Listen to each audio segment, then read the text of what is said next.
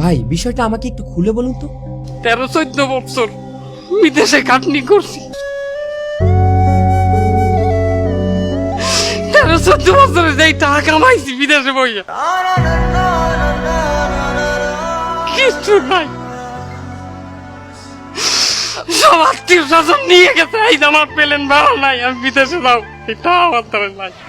দেখেন ভাই, আপনি ভেঙে পড়বেন না, আপনি আল্লাহর উপর ভরসা রাখুন। আপনার নিজের মধ্যে যেহেতু অন্যকে উপকার করার মতো গুণ রয়েছে, আল্লাহ পাক অবশ্যই আপনার সমস্যার সমাধান করে দিবেন ভাই।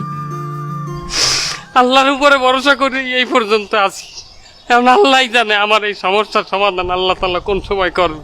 দেখুন ভাই, আপনার সমস্যার সমাধান আসলে 2 মিনিট আগেই হয়ে গেছে। কি ভাইলে? যখন আপনি আমার ছেলেকে রক্ত দিলেন তখনই আমি নিয়ত করেছি যে আমি যদি জীবনে কখনো আপনার উপকারে আসতে পারি, আমি আমার জীবনের সবটুকু দিয়ে চেষ্টা করব আপনার উপকার করার জন্য।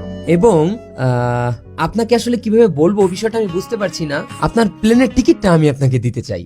না না, আপনার দায়িত্ব পেলেন, এটা আমি নিতে পারবো না।